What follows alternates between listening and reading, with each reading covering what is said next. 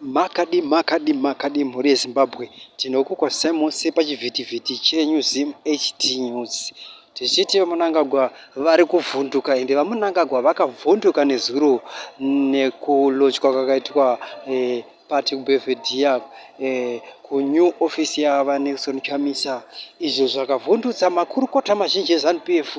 Vaifunga kuti maybe pamwe kusiya kwaita vaChamisa pati yavo, pati yaiva yavo CC kuchamisa ruzhinji rweZimbabwe kuti maybe richatevera Jobs Kala. Aiwa, vese vanhu ndeva Nelson Chamisa. Chero akatosiya iyoyo nhasi achirifoma imwe, vanhu vanongomutevera nokuti vari kuziva kuti pane hope, vari kuziva kuti pane huchi, ndo pari kupisa zvaizvozvi. Naizvozvo hatisi kupedzerai time yenyu, tichikudzai kuti mukuru wenyika pari zvino haasi munyika, aenda kurufu kuNamibia kwakafa president. Naizvozvo umwe munhu mucomment section ndakamona comment section yeSABC achitaura kuti ko Namibia kutofirwa aina president ko kunoku kwai kusikafiwe.